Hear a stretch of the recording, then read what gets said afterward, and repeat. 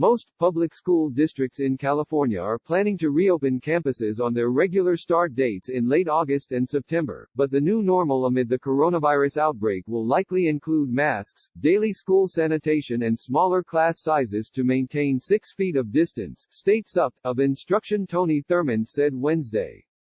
Also, some school districts will likely offer a combination of in-person and distance learning, something parents have asked for, Thurmond said.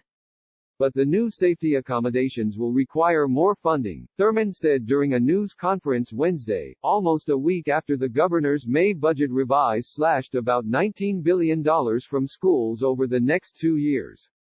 We believe that our school districts cannot reopen safely if they have to implement these kinds of cuts, Thurmond said, echoing the governor's plea for additional federal aid for schools.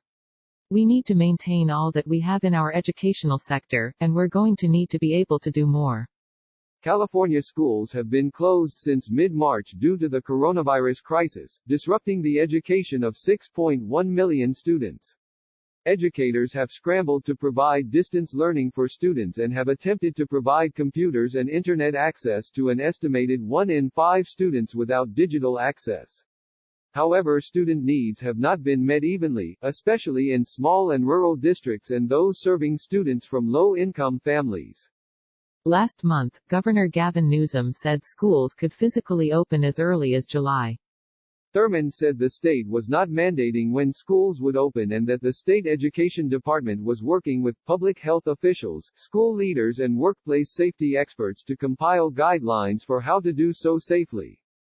There will not be a common opening, rather school districts will make their own decisions about when they will open, he said. The State Department of Education will keep track of district reopenings as they're scheduled, he said. Although some schools may open early, he said, many will end the school year when they normally do and take some time to plan for next year as well as to address fatigue for educators. Summer, though, is also potentially a time to provide enrichment for students who may need some additional support to offset learning gaps that have occurred during the shutdown, Thurmond said Wednesday. School district leaders say that they need answers to complex challenges involving reopening campuses and need government funding to do so. They are asking multiple questions. Will there be adequate testing and contact tracing available? Will schools be able to procure the necessary protective equipment, and will staff receive adequate cleaning equipment and training in how to use it? How will kids catch up on the learning they lost during school closures? How will schools pay for the necessary reductions in class sizes that experts say will have to be a part of the new normal? The proposed budget hit to schools worsens existing financial challenges and district-level leaders say it does not go far enough to pay for pandemic-related costs. Newsom did allot $4.4 billion in emergency federal aid to schools and redirected another $2.3 billion to ease the sting, reallocating money originally intended to reduce a long-term shortfall in educators' pensions, a major priority for school districts, but less crucial than addressing the immediate crisis. This week, superintendents of 6 of the state's largest school districts, including LA, San Diego and Long Beach, wrote in a letter to lawmakers that the governor's May budget revise would hinder schools' ability to reopen.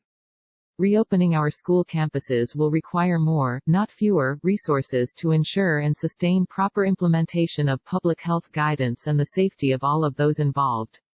Cuts will mean that the reopening of schools will be delayed even after state guidance and clearance from public health officials is given, they wrote. We cannot in good conscience risk the health and safety of our students and staff by returning to the classroom prematurely and without funding for the necessary precautions given the continued lack of a national testing program and a lack of clear understanding of the impacts of coronavirus on young people. Districts have incurred new costs since schools closed that include online learning resources, meals, cleaning and protective equipment, the letter said. In the coming academic year, they expect to spend more money to mitigate learning loss and added staff like nurses and mental health professionals. On Thursday, Thurmond is scheduled to host a webinar focus group for school districts to discuss reopening guidance with and school districts. LA Times staff writer Howard Bloom contributed to this report.